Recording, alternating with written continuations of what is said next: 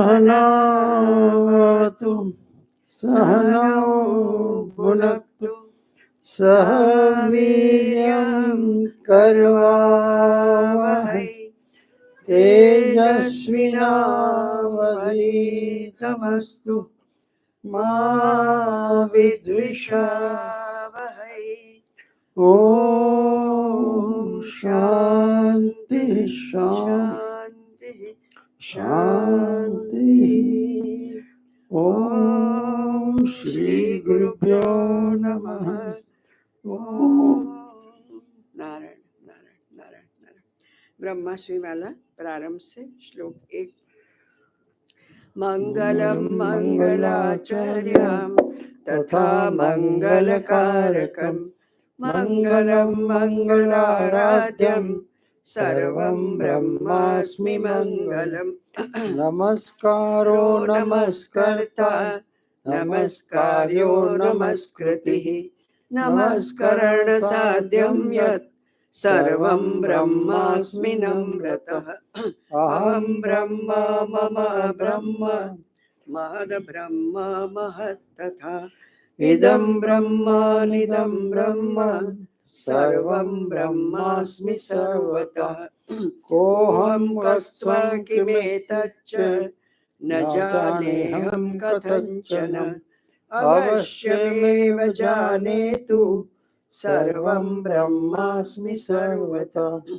राहुर्ग्रासाद् विनिर्मुक्तो यथा चन्द्रो विनिर्मलः मनो मे निर्मलं तद्वच् ज्ञातं ब्रह्मास्मि निर्मलं ज्ञातं ब्रह्मास्मि निर्मलम्। ओम ओम। पूज्य महाराज जी के उन चरणों में वंदन करते हुए बड़ी प्रसन्नता हो रही है कि पूज्य महाराज जी जब भी बता हैं तो ज्ञान की बात तो होती है, विज्ञान की भी बात होती है। तो यह सुंदर प्रवचन धारा आज से प्रारंभ हो रही है पूज्य महाराज जी द्वारा, और जो 15 तारीख तक हम प्रतिदिन सुनेंगे, और उसमें अपरोक्षानुभूति इस सुंदर विषय पर पूज्य महाराज जी द्वारा प्रवचन होगा। इसके पश्चात आज और कल स्वाध्याय प्रवचन भी पूज्य महाराज जी के द्वारा प्राप्त होगा। यह हमारा सौभाग्य है। आप सभी की तरफ से पूज्य महाराज जी के श्री चरणों में वंदन करते हुए ओम ओम ओम। ओम नमो ब्रह्मादिभ्यो ब्रह्म विद्या संप्रदाय कर्तृभ्यो वंश ऋषिभ्यो महद्भ्यो नमो गुरुभ्यो सर्वोपप्लवरहितः प्रज्ञानघनः प्रत्यगर्थो ब्रह्मैवाहमस्मि ब्रह्मैवाहमस्मि। ओम शांति शांति शांतिः। शंकरं शंकराचार्यं केशवं बादरायणं सूत्रभाष्यकृतौ वन्दे भगवन्तौ पुनः पुनः। ईश्वरो गुरुरात्मेति मूर्तिभेदविभागिने व्योमवद्व्याप्तदेहाय दक्षिणामूर्तये नमः।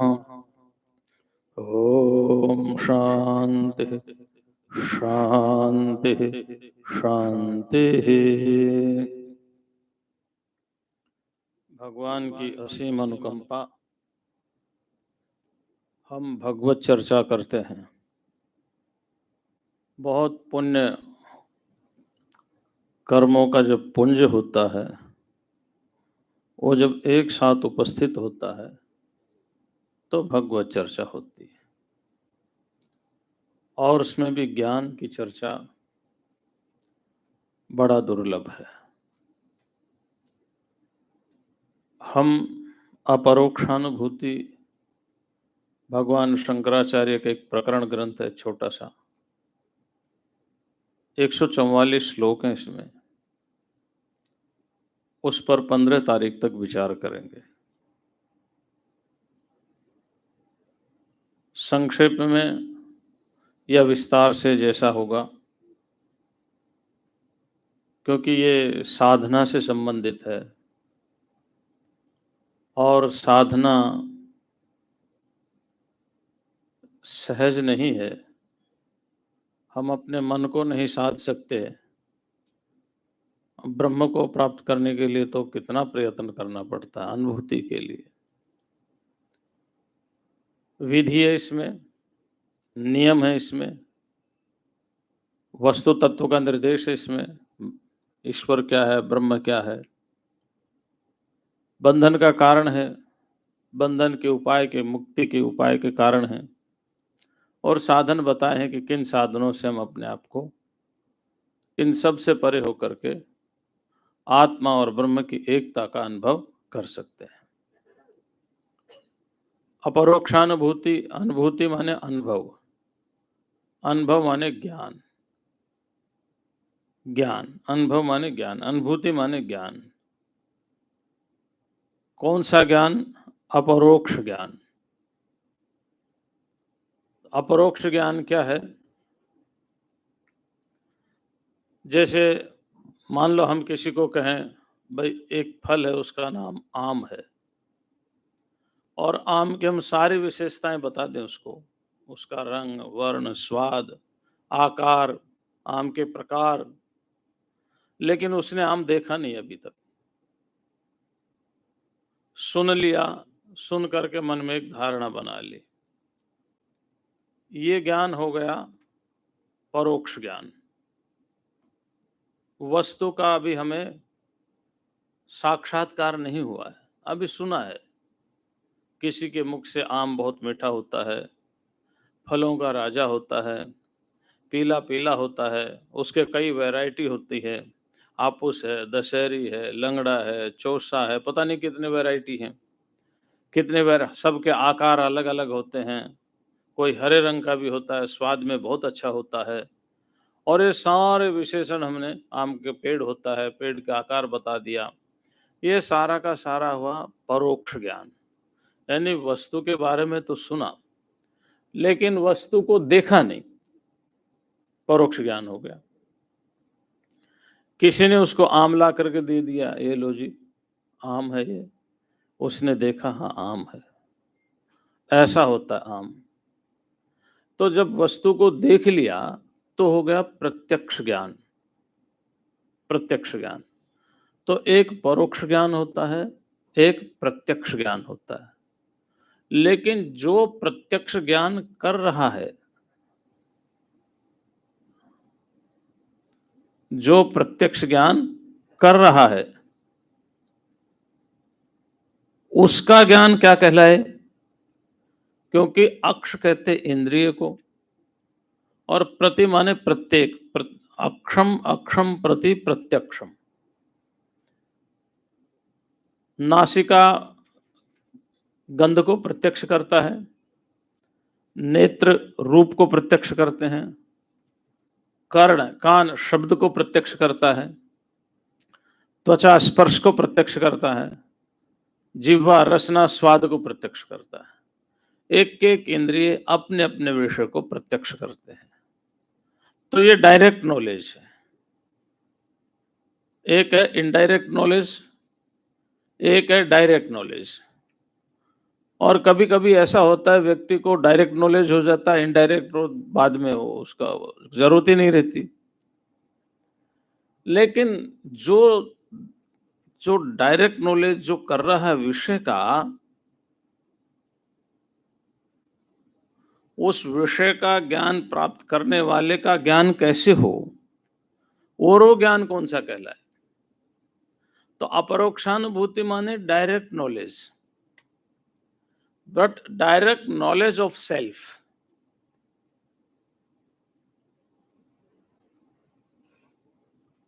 जो ना परोक्ष है ना प्रत्यक्ष है, लेकिन है और अनुभव हो रहा है। परोक्ष माने जिसका ज्ञान हमें अनुमान से होता है, हमारी इंद्रियों से दूर जो होता है। जैसे किसी ने कहा स्वर्ग में अप्सराएं हैं, वहाँ बहुत सुख है, अमृत है, वहाँ ना जन्म है, वहाँ ना मृत्यु है, सदा युवावस्था बनी रहती है।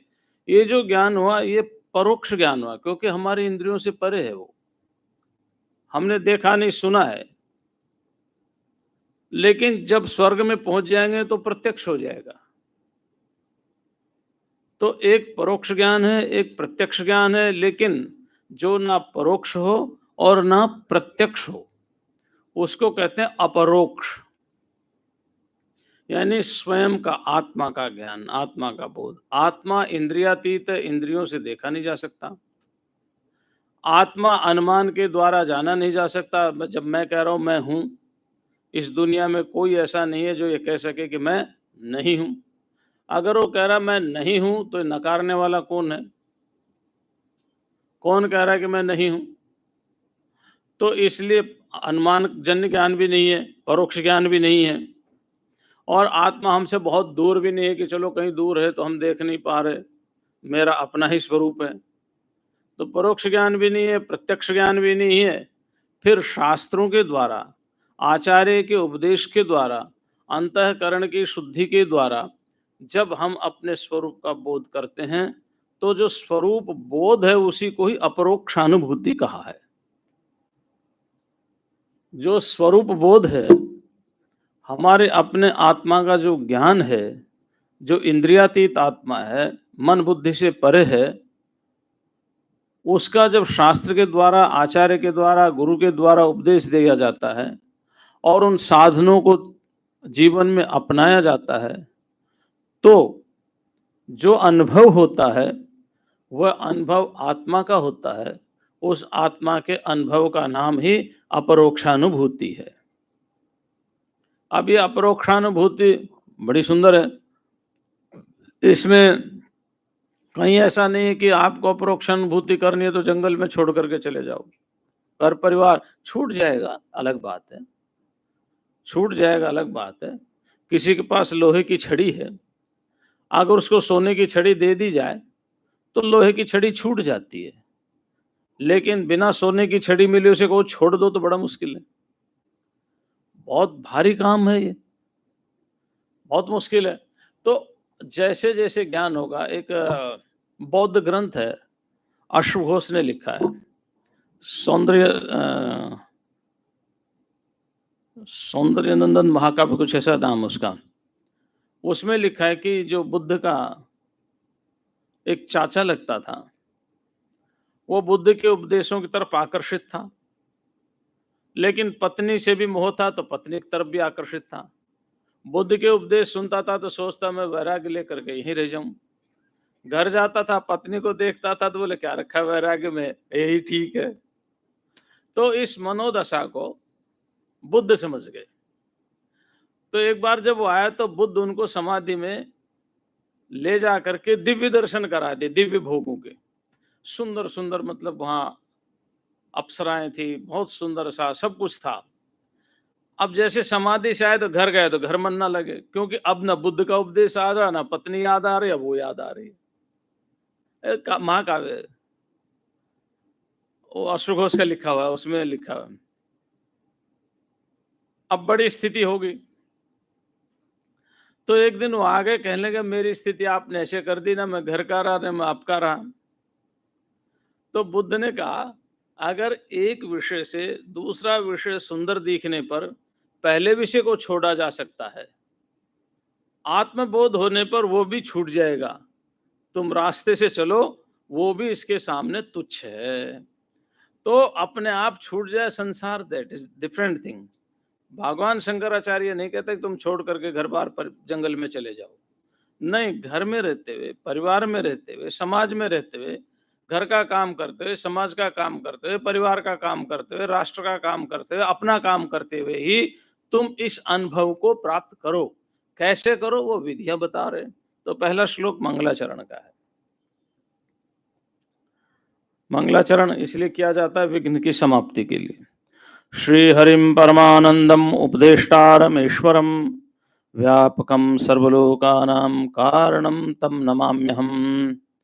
जो श्री हरि हैं, परमानंद स्वरूप हैं, उपदेष्टा हैं, ईश्वर हैं, व्यापक हैं, और सर्वलोकानां कारणम, संपूर्ण लोकों के जो कारण हैं उनको मैं नमस्कार करता हूं।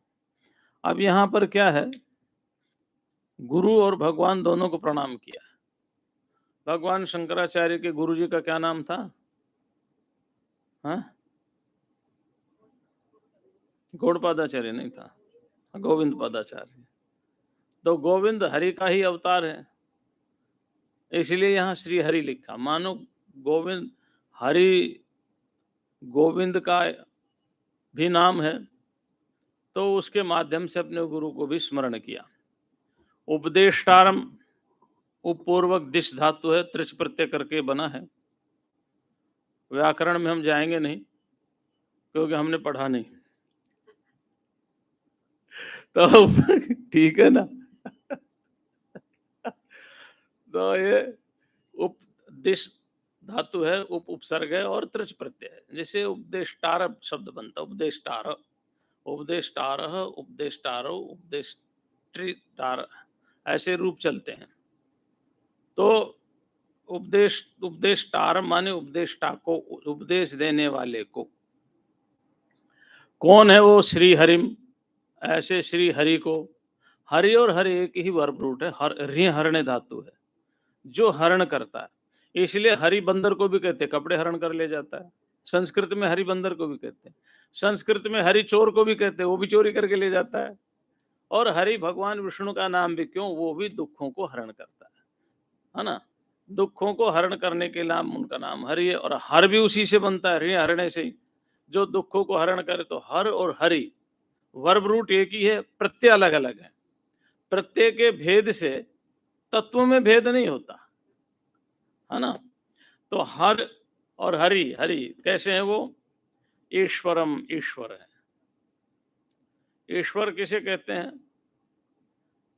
विष्णु पुराण में 2 श्लोक हैं ईश्वर के विषय में। एक में तो कहा है कि भाई जिसके पास 6 ऐश्वर्य हैं उसको ईश्वर कहते हो, आप सब जानते हैं। दूसरे में कहा है कि जो जीवों की गति अगति को जानता है, जीवों के गति अगति को जानता है, कर्मों के अनुसार जो फल देता है, जो संपूर्ण संसार को उत्पन्न करता है, प्रलय करता है और स्थित कर रखता है, उसका नाम ईश्वर है। तो यहाँ ईश्वर किसका नाम है? यहाँ षडैश्वर्य संपन्न तो है ही है, लेकिन यहाँ जिस भाव को दिखा रहा है वो ज्ञान मार्ग का है। तो जो संपूर्ण संसार की उत्पत्ति, स्थिति और लय का कारण है, जो संपूर्ण जीवों की गति को देने वाला है, जो संपूर्ण जीवों के ऊपर अनुग्रह करके मोक्ष को देने वाला है। समझ गए ना? तो ऐसा जो ईश्वर है, कैसा ईश्वर है? वो हमारा व्यापक है। कहाँ नहीं है? वो सब जगह है। तो जो व्यापक है, और कारणम सर्वलोकानाम, जो संपूर्ण लोकों का कारण है, यानी सारा संसार जहां से आया हुआ है, जहां ठहरा हुआ है और जहां लय को प्राप्त हो जाएगा, ऐसे उस श्री हरि को मैं प्रणाम करता हूं। नमामि, अहम नमामि। भगवान शंकराचार्य कहते मैं प्रणाम करता हूं। अच्छा देखो, एक भगवान शंकराचार्य की विशेषता, या हमें शिक्षा देने के लिए एक सुंदर बात। भगवान शंकराचार्य ब्रह्म स्वरूप थे, ब्रह्म ही थे। उनके यहाँ दूसरा कोई है नहीं, तो किसको प्रणाम करें? एक जगह उन्होंने श्लोक में लिख दिया कि ब्रह्म की प्राप्ति होने पर ना गुरु गुरु रहता, ना शिष्य शिष्य रहता है, एक ही हो जाते हैं। लेकिन व्यवहार जगत है, व्यवहार में जी रहे हैं, तो व्यवहार जगत में रहते हुए, व्यवहार में जीते हुए गुरु गुरु है और शिष्य शिष्य है। तो व्यवहार की सारी मर्यादाएं हमें अपने जीवन में धारण करके उनका पालन करना चाहिए। इसलिए भगवान शंकराचार्य भी सबसे पहले अपने गुरु को अथवा परमात्मा को, दोनों को ही वो प्रणाम करते हैं। तो प्रणाम जरूर करना चाहिए, अनेक लाभ है इसके। देखो, अगर आप भगवान से प्रार्थना करते हो तो प्रार्थना में अनंत शक्ति है, इसलिए कुछ ना कर सको तो प्रार्थना करो, प्रणाम में भी अनंत शक्ति है। अब दूसरा श्लोक देखते हैं। हमने कहा 144 श्लोक हैं, आराम से चलेंगे। अपरोक्षानुभूतिर्वै प्रोच्यते मोक्ष सिद्धये सद्भिरेव प्रयत्नेन वीक्षणीया मुहुर्मुहु। ये अपरोक्षानुभूति किसके लिए कही गई है? मोक्ष की सिद्धि के लिए। अच्छा, वेदांत का मोक्ष और है और पुराणों में मोक्ष और है। मोक्ष पुराणों में या द्वैत संप्रदाय में मोक्ष के 4 प्रकार का बताया है। सायुज्य, सालोक्य, सामीप्य और सारूप्य, और एक सार्ष्टि भी बताते हैं, मतलब उस जैसा ऐश्वर्य हो जाना। तो लेकिन वेदांत का मोक्ष क्या है? अज्ञान की निवृत्ति ही वेदांत का मोक्ष है। उसी को ही ब्रह्मात्मैक्य बोध बोलते हैं, उसी को ही अज्ञान की निवृत्ति बोलते हैं। जैसे ही अज्ञान की निवृत्ति हुई हम मुक्त हैं। तो वेदांत में मोक्ष अज्ञान की निवृत्ति का नाम है। न कहीं आना है, न कहीं जाना है। आत्मा ब्रह्मरूप है, सर्वव्यापक है, नित्य शुद्ध बुद्ध मुक्त स्वभाव है। बंधन मान लिया है नहीं। मान्यता का नाम बंधन है। मैंने मान लिया कि मेरा भाई है तो बंध गया उससे, मान्यता ही तो है। मैंने मान लिया ये मेरी प्रेमिका तो बंध गए उससे, मान्यता ही तो है। इस मान्यता को हटा दो। आप प्रेमिका मानोगे दूसरी तरफ से बंधन आएगा, बहन मानोगे दूसरी तरह का बंधन आएगा, माँ मानोगे दूसरी तरह का बंधन आएगा, भाई मानोगे दूसरी तरह का बंधन आएगा, पिता मानोगे दूसरी तरह का बंधन आएगा। ये मान्यताओं का ही बंधन है। मान लिया मैंने, जैसी ये मान्यता खत्म होती है बंधन खत्म हो जाता है। ऐसे मान लिया कि मैं देह हूं, मान लिया कि सुख दुख मेरे हैं, मान लिया कि मैं जन्म लेता हूं और मरता हूं, मैंने मान लिया कि मेरे अनेक जन्म होते हैं। ये माना किससे? अज्ञान से। जैसे ही अज्ञान की निवृत्ति हुई, मान्यताएं खत्म हुई, बंधन खत्म, मुक्त ही है फिर आत्मा। आत्मा को न तो प्राप्त किया जा सकता क्योंकि नित्य प्राप्त है। आत्मा का न संस्कार किया जा सकता है कि शुद्धिकरण कर लो भाई, थोड़ा सा घी तेल लगा करके चौपड़ करके ठीक कर लो। आत्मा नित्य शुद्ध है ना? आत्मा नित्य शुद्ध है, आत्मा नित्य प्राप्त है, और आत्मा को कहीं जाकर के नहीं ढूंढा जा सकता, हमारा अपना स्वरूप है। तो ऐसा जो आत्मा है उसका बोध होना ही, अपने वास्तविक स्वरूप का बोध होना ही वेदांत में मुक्ति है। अब जब हम व्यवहार की बात करते हैं, लोकांतरों की बात करते हैं, जिसको हम कहते हैं अविद्या, समष्टिगत अविद्या की जो उपाधि से उपहित चैतन्य है, सत्वोत्कृष्ट समष्टिगत अविद्या की उपाधि से उपहित चैतन्य ईश्वर, समझ गए ना? वो ईश्वर है। और ईश्वर ने नाना लोक बनाए, वही नाना लोक बनाने वाला ईश्वर अनेक रूप धारण करके आता। रूपम रूपम प्रतिरूपम बभूव तदस्य रूपम प्रतिचक्षणाय। कभी राम के रूप में, कृष्ण के रूप में, कभी शिव के रूप में, कभी दुर्गा के रूप में, कभी पार्वती के रूप में, तो कभी गणेश के रूप में, कभी किसी रूप में, कभी किसी रूप में। जिस जिस रूप में वो प्रकट होता, हमने उसका एक लोक बना दिया। अगर इस लोक की बात करें, यानी कार्य ब्रह्म की, क्या है ये? कार्य ब्रह्म। कार्य ब्रह्म की बात करें तो लोकांतर हैं, लेकिन वहां क्या है? पुनरपि जननम पुनरपि मरणम।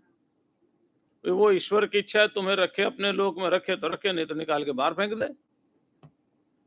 उसकी इच्छा है ना, दूसरे पर डिपेंड है। लेकिन वहां दूसरे पर डिपेंड होने पर भी 4 प्रकार की मुक्ति है।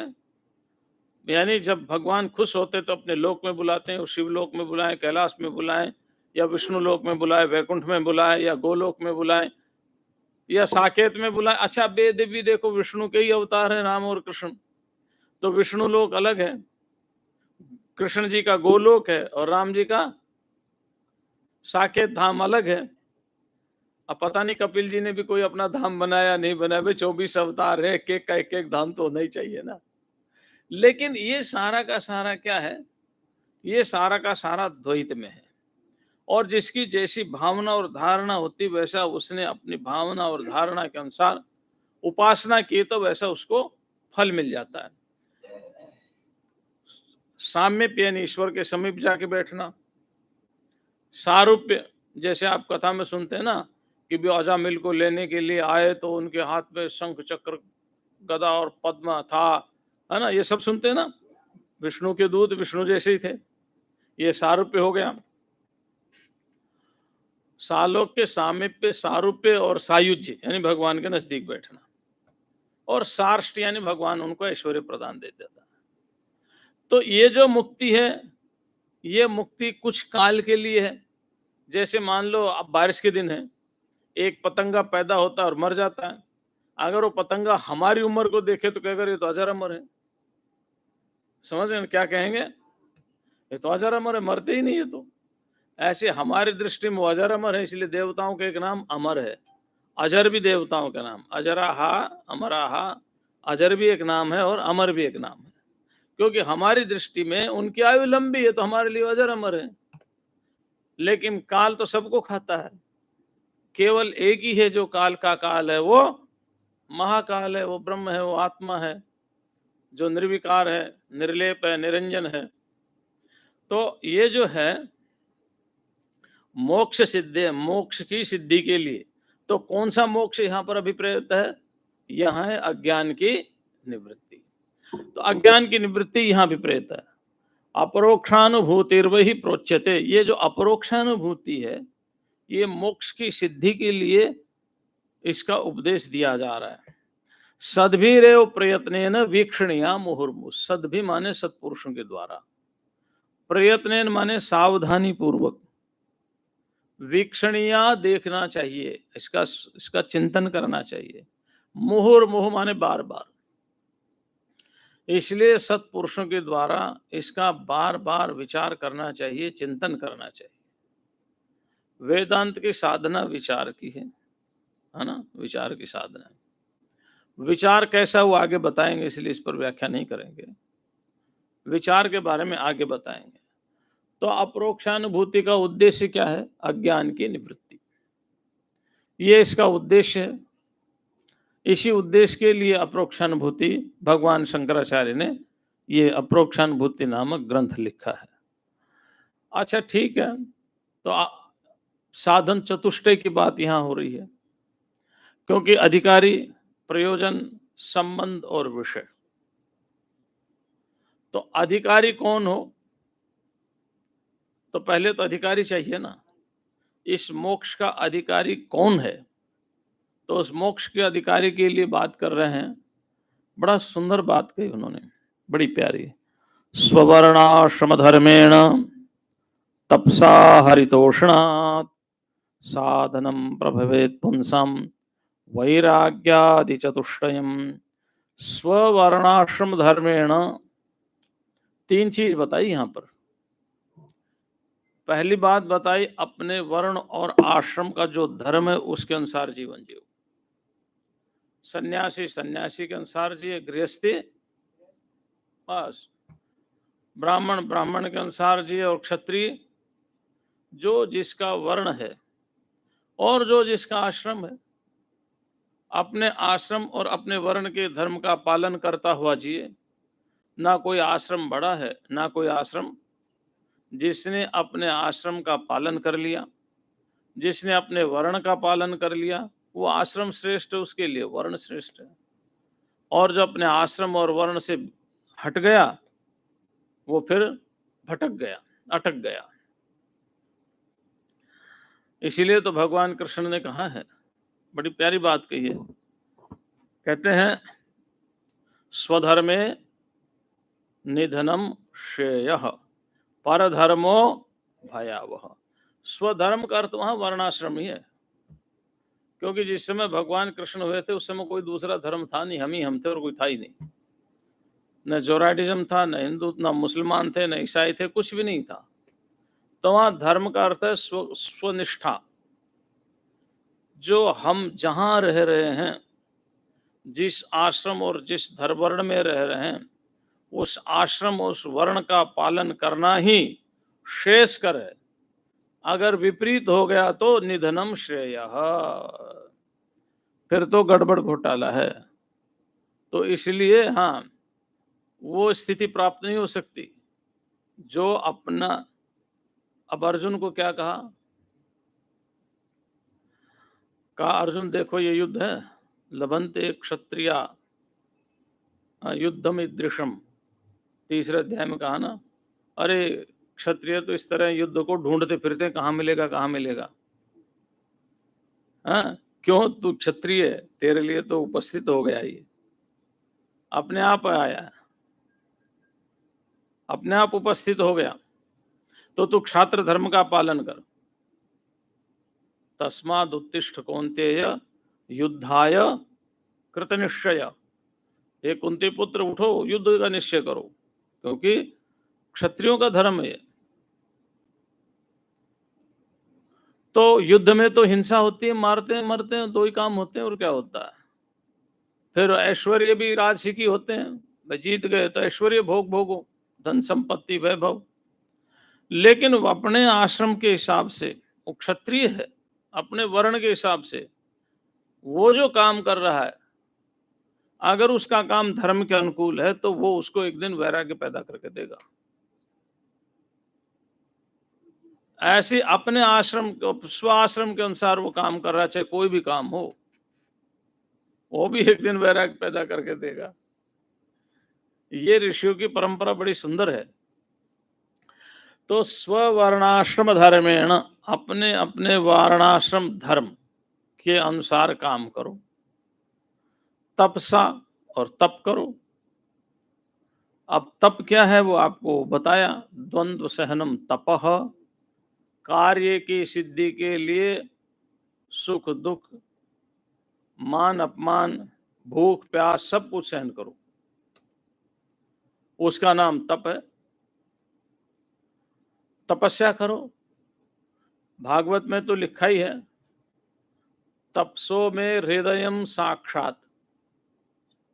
भगवान विष्णु कह रहे ब्रह्मा जी को, अरे ब्रह्मा जी तप मेरा हृदय हृदय, तपसा सृजामि, तपसा बिभर्मि, तपस्या के मैं तप के द्वारा ही संसार को उत्पन्न करता हूं, तप के द्वारा ही संसार का भरण पोषण करता हूं, और तप के द्वारा इसका संहार करता हूं। इसलिए तुमने तप किया तो मैं तुम पर प्रसन्न हो गया। तो तप जीवन का अनिवार्य अंग है। जो तपा नहीं वो कुंदन कैसे बनेगा। मल, जो मल है ना, मल, मल कहते कर्मजन्य दोषों को। मल माने कर्मजन्य दोष, जैसे काम है, क्रोध है, लोभ है, मोह है, मद है, अहंकार है, दंभ है, ये सारे के सारे कर्मजन्य दोष हैं। हाँ, ऐसे ही प्रेम है, करुणा है, स्नेह है, ये सारे के सारे भी वही हैं, लेकिन एक नीचे की तरफ ले जाता है, एक ऊपर की तरफ ले जाता है। इसलिए एक को आसुरी संपत्ति कह दिया, एक को दैवी संपत्ति कह दिया। दैवी संपत्ति के लिए कह दिया दैवी संपत्ति विमोक्षाय निधनाय आसुरी मता, मरने के लिए आसुरी काम क्रोध लोभ मोह आदि हैं, और अमृत प्राप्त करने के लिए दया है, करुणा है, प्रेम है, स्नेह है, ये सब कुछ है। तो अगर आप मल माने कर्मजन्य दोष को दूर करना चाहते हैं तो फिर तप करना पड़ेगा। ना तपस्विनो योग्य सिद्ध्यति। पतंजलि के भाष्य में व्यास ने लिखा, जो तपस्वी नहीं है उसको योग की सिद्धि नहीं होती।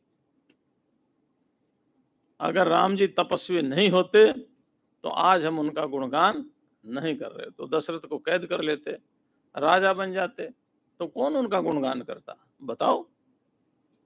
तपस्या की। अगर कृष्ण सब कुछ करके खुद राजा बन जाते, कौन उनको याद करे, वो राजा नहीं बने, राजा नहीं बने।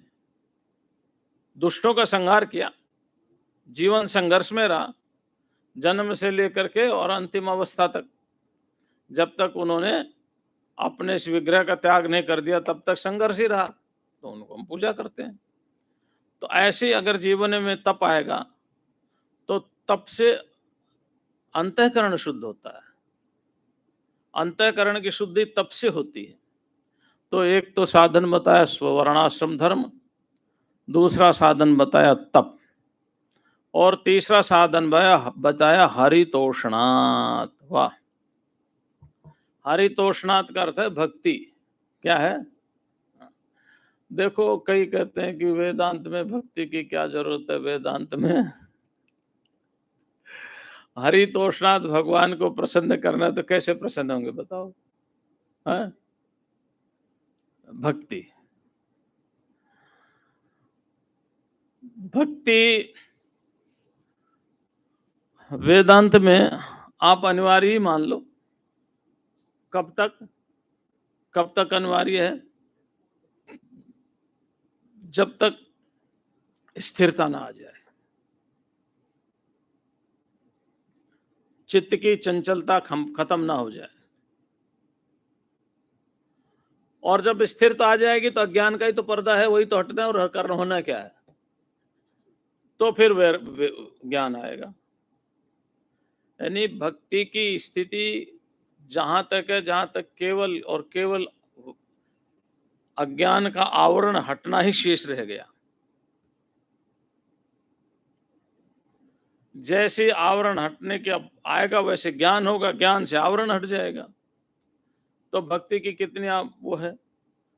लेकिन अब भक्ति हम कैसे करते हैं, ये हमारे ऊपर है। और जैसे हम भक्ति करते हैं वैसे ही हमें फल मिलेगा। निस्वार्थ से करते हैं कि स्वार्थ से करते हैं, कि समर्पण भाव से करते हैं, कि नाम जप करते हुए करते हैं, कि उनकी सेवा पूजा अर्चन करते हुए करते हैं। ये तो हर एक व्यक्ति की रुचि भिन्न भिन्न है। रुचि के अनुसार भक्ति के जो आयाम है, भक्ति तो एक ही है। मतलब तीर्थ यात्रा कर रहे हैं भगवान का नाम लेके, वो भी भक्ति है। और खेती कर रहे हैं भगवान का नाम लेके, वो भी भक्ति है। आयाम अलग अलग हैं। जिसकी जैसी रुचि उस आयाम के अनुसार भक्ति के, वो भक्ति करता है। कोई आरती पूजा में ही मन लगा था। हमारे मधुसूदन जी जो थे, उनको आरती में बड़ा आनंद आता था, वो आरती में खड़े ही रहते थे, वो भी भक्ति है। किसी को समाज सेवा करने में भगवान का स्वरूप समझ करके स्वामी विवेकानंद ने कहा कि ये दरिद्र है ना, ये दरिद्र नहीं, ये नारायण है, इसलिए उन्होंने सेवा का नाम दिया दरिद्र नारायण सेवा।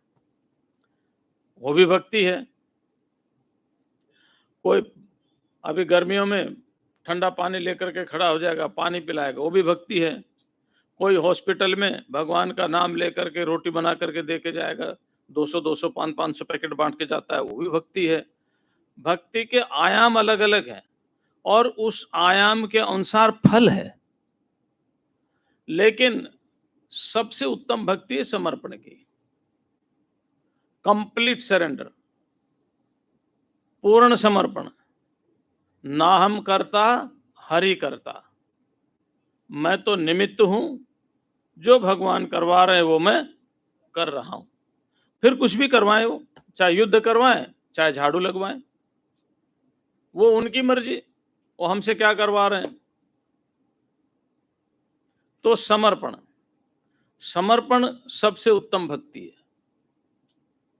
अब समर्पण भी सहज आता नहीं है। कह तो देते हम तो भगवान को सौंप दिया, लेकिन आफत आती है ना, तो आदमी सबसे पहले भगवान को छोड़ करके अपना बल आजमाता है ना। भगवान का आश्रय लेना फिर वो बंद कर देता है। जब तक सुख है तब तक कहता है भगवान है, जैसे ही दुख आता है फिर कहता है मैंने तेरा क्या बिगाड़ा था, मैं तो इतना तेरे ऊपर आश्रित हूं, मेरे को दुख क्यों दिया। अब ठीक है, दुख हो या सुख हो, अब सौंप दिया तो सौंप दिया, फिर क्या सोचना। तो भक्ति, तो 3 उपाय बताए भगवान शंकराचार्य ने। सबसे पहले वर्णाश्रम धर्म के अनुसार अपना जीवन बिताना। दूसरा तपस्या, और तीसरा भगवान की भक्ति, हरितोषनाथ, भगवान को प्रसन्न करना। भगवान कैसे प्रसन्न होंगे? भगवान ने कहा ना, अहम भक्तः पराधीनो ह्यस्वतंत्र इव द्विजः। अरे भाई, मैं तो भक्ति के अधीन हूं, स्वतंत्र नहीं। क्यों? क्योंकि भक्तों ने अपने भाव से मुझे अपने हृदय में कैद कर लिया। अब मैं वहां बंधा हुआ हूं, वो छोड़ेंगे तो छूटूंगा, नहीं छोड़ेंगे तो नहीं छूट पाऊंगा। तो भाव के द्वारा, श्रद्धा के द्वारा, विश्वास के द्वारा और सत्य के द्वारा सत्य माने भगवान है ही हैं, हमारे ऊपर कितनी विपत्ति आए, भगवान है और हमारे रक्षक हैं, वो हमारे, हम उसके हैं। इस दृढ़ निश्चय के द्वारा जब समर्पण आता है तो फिर हमारे जो मन का विवरिंग है, चंचलता है, वो खत्म होती है। इसको वेदांत की भाषा में विक्षेप बोलते हैं। क्या बोलते हैं? तो हमारा विक्षेप समाप्त होता है।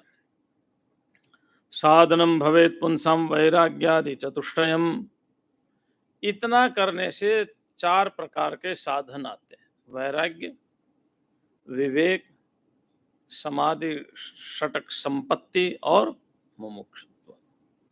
अच्छा देखो, पहले मुमुक्षा आती है या पहले वैराग्य आता है?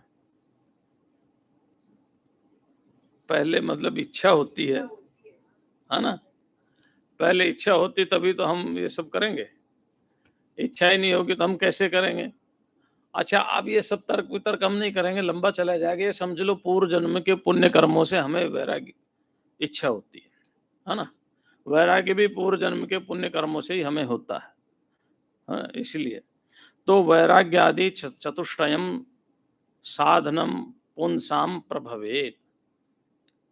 ये वैराग्य आदि 4 प्रकार के साधन व्यक्ति के जीवन में आते हैं: वैराग्य, विवेक, समाधि, षटक संपत्ति और मुमुक्षुता। ये 4 साधन जीवन में आते हैं। अब इन साधनों में से सबसे पहले वैराग्य की बात की है, तो वैराग्य की बात करते हैं, क्योंकि 144 श्लोक है ना, 15 दिन में हमने पढ़ाना है। कभी बीच में वेदांत की बात आ गई तो विस्तार से व्याख्या कर देंगे। ब्रह्मादि स्थावरांतेषु वैराग्यम विशेषवनु यथैव काकविष्ठायाम वैराग्यम तद्धि निर्मलम। देखो, योग दर्शन में वैराग्य के 4-5 प्रकार बताए है ना, लेकिन यहाँ एक ही शब्द में सारा का सारा बता दिया, एक शब्द में, काकविष्ठायाम, है ना, उससे सारा बता दिया।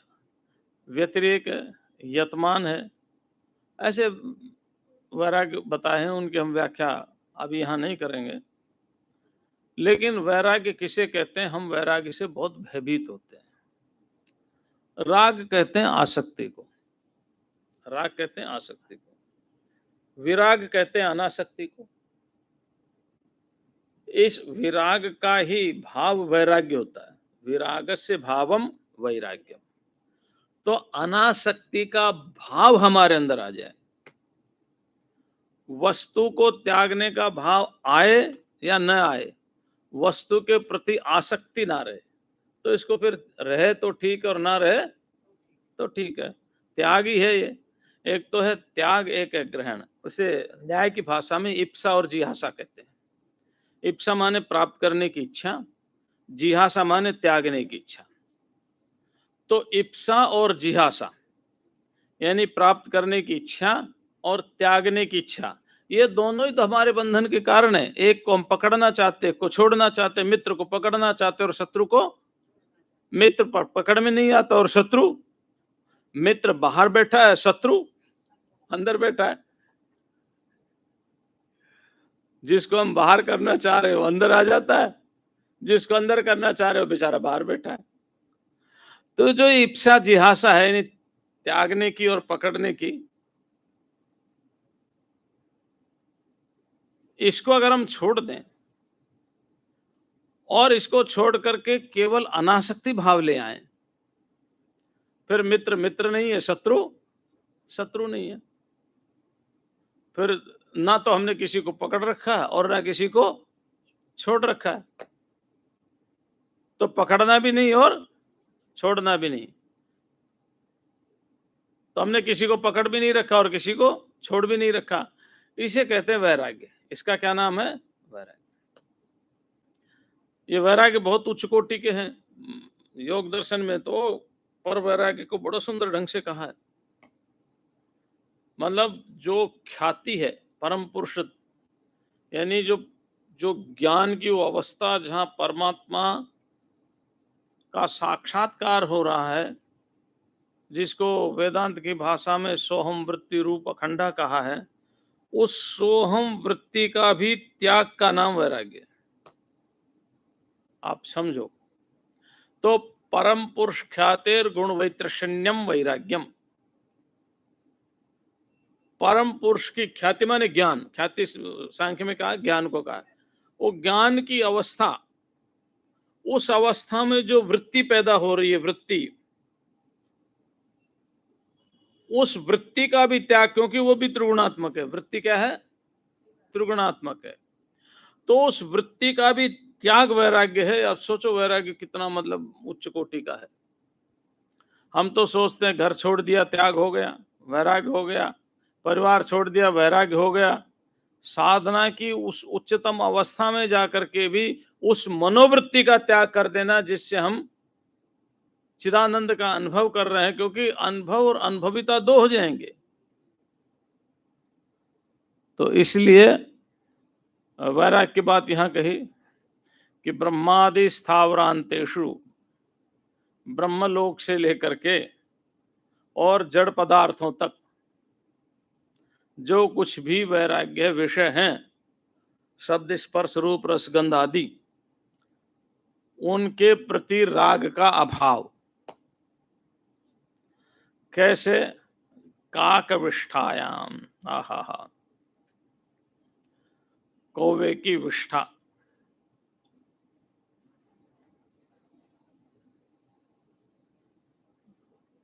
मतलब ये वैराग्य की वो अवस्था है, एक तो आदमी को वॉमिटिंग होती है ना, वॉमिटिंग होती है, उल्टी होगी, तो जो चीज उल्टी होगी उस उल्टी को कोई खाता है? नहीं, कुत्ता खा जाता है। देखा होगा ना आपने, कुत्ता खा जाता है। लेकिन जो समझदार होगा वो नहीं खाता। तो संसार के विषयों की वॉमिटिंग हो जाना, संसार के विषयों की वॉमिटिंग होगी, अब उसको ग्रहण नहीं करना। लेकिन एक है काकविष्ठा। काकविष्ठा माने ऐसा वैराग्य, उल्टी तो नहीं हुई है लेकिन रहते रहते हुए ही उसको देखने का ही मन नहीं कर रहा है, देखने का ही मन नहीं कर रहा है। मतलब उल्टी से ऊंची स्थिति, विषय में मन जाता ही नहीं। तो ऐसा वैराग्य जो होता है निर्मल वैराग्य कहलाता है। तो वैराग्य भी में भी कुछ गड़बड़ होता है क्या? हो जाता है कभी कभी। क्या कभी कभी हो जाता है कि जो अनुकूल है उसको हम छोड़ देते हैं, है ना, लेकिन प्रतिकूल को पकड़ लेते। जैसे मित्र को तो हमने छोड़ दिया, भी तेरा हमारा कोई संबंध नहीं, हमें वैराग्य हो गया, लेकिन शत्रु को दिल में बैठा के रखते हैं कि इसने मेरे साथ ऐसा किया था। और जब छोड़ ही दिया मित्र को तो शत्रु को भी छोड़ो ना। जब उस एक को छोड़ दिया तो उसको भी छोड़ दो। तो कभी कभी ऐसा हो जाता है कि हमें स्वर्ग लोक तो नहीं चाहिए, लेकिन मेरा मित्र मेरे लिए घड़ी लेकर आया था, वो मेरे से नहीं जानी चाहिए। कभी कभी एक ह्यूमन साइकोलॉजी है, कभी कभी हम बहुत छोटी चीजों में अटक जाते हैं और बहुत बड़ी चीज। महाराज मुझे सबसे वैराग्य हो गया, सबसे हो गया, फिर किस में रह गया? बस एक ही जगह आ सकते, क्या? बस जलेबी नहीं छोड़ सकता, तो सारा संसार छोड़ दिया। जलेबी क्या चीज है? तो निर्मल शब्द इसलिए प्रयोग किया है कि कहीं कहीं व्यक्ति छोटी छोटी चीजों में अटक जाता है और उसको पता नहीं चलता, है ना। अरे क्या देह धारण करना है तो कुछ तो खाएं, और कुछ खाओ तो ठीक है, जलेबी भी खाओ, लेकिन राग रहित होकर के मत खाओ। जलेबी खाना निषेध नहीं है, जलेबी खाओ, लेकिन उसमें आसक्त होकर के मत खाओ। समझ रहे निर्मल वैराग्य का मतलब क्या है? निर्मल वैराग्य, हमारी माताएं बहुत है, महाराज मेरा सबसे मोह उठ गया, बस एक छोटा पोता होगा या पोती होगी, जो भी होगा, पोता पोती, लेकिन बच्चे में बस इसमें फंसा हुआ है। अरे जब पति से छोड़ दिया, पुत्र को छोड़ दिया, बहू को छोड़ दिया, सबको छोड़ दिया, घर परिवार के लिए तू कह रहा मेरी कोई आसक्ति नहीं, फिर ये पोता या पोते में आसक्ति का मतलब इन सब में आसक्ति है। समझ रहे हैं ना आप? इसका मतलब क्या हुआ? कहने के लिए कि मैंने छोड़ दिया, छूटा कुछ भी नहीं है। तो इसलिए निर्मल वैराग्य की बात, निर्मल वैराग्य की बात इसलिए कही। निर्मल वैराग्य माने अनासक्ति, अनासक्ति, वैराग्य, वैराग्य, डिटैचमेंट, डिटैचमेंट, नो अटैचमेंट। फिर वो मेरी जेब में धन हो या बाहर रखा हो, कहीं भी रखा हो, पर उसमें कोई अटैचमेंट नहीं है। ठीक है ना? तो ये वैराग्य की बात होगी। अब शेष बात कल करेंगे। आज इतना ही, इन्हीं शब्दों के साथ। ओम शांति शांति शांति।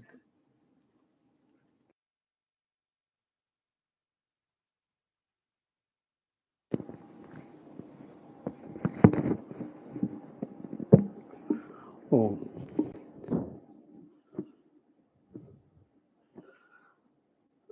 डिटैचमेंट और अटैचमेंट की बात पूछे महाराज जी ने बहुत ही सुंदर इससे कही।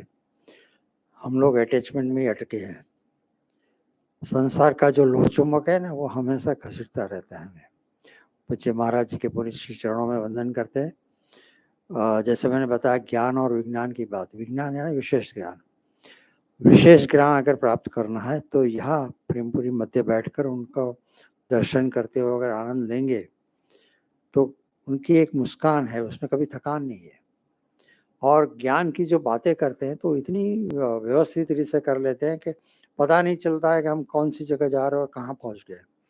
दत्तात्रेय के 24 गुरु गत वर्ष उन्होंने करवाया था, उसमें तत्वज्ञान की बातें आपने सुने, अगले यूट्यूब में आप देखेंगे। तत्व ज्ञान की बात ठोस की है, गुरु की बात ठोस रीत से की है, मगर इतनी सुंदर इससे विवरण किया है कि हमें यह दत्तात्रेय के जो 24 गुरु इतने दिनों में उन्होंने पूरा न्याय दिया था, तो वैसे ही तरह से अपरोक्षानुभूति पूज्य महाराज जी द्वारा हमें प्राप्त हो रहा है। ईश्वर की दया है कि 2 दिवस जल्दी ही पूज्य महाराज जी पधारे और यह ज्ञान पूरा अपरोक्षानुभूति की जो ज्ञान की बातें 144 श्लोक की महाराज जी ने बात की, ऐसे भी 144वीं कलम बहुत डेंजर है वो।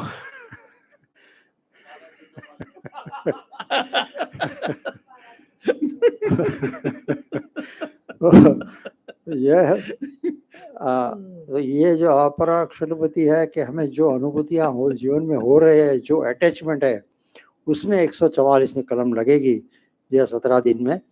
तो यहाँ बराबर समय से उपस्थित रहकर हम इसका आनंद ले, ऐसे आप सबसे विनंती। पूज्य महाराज जी के श्री चरणों में आप सभी की ओर से वंदन करते हुए यह भी प्रसन्नता है कि पूज्य महाराज जी द्वारा आज और कल जो स्वाध्याय प्रवचन है वह भी हमें प्राप्त होगा। तो यह ज्ञान की गंगा है और उसमें आप और हम साथ में बहे, ऐसे हम ईश्वर से प्रार्थना करते हुए अब शांति पाठ होगा।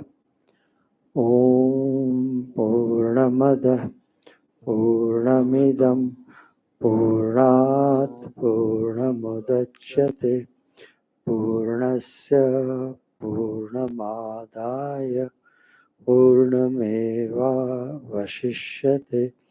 ओम शांति शांति शांति।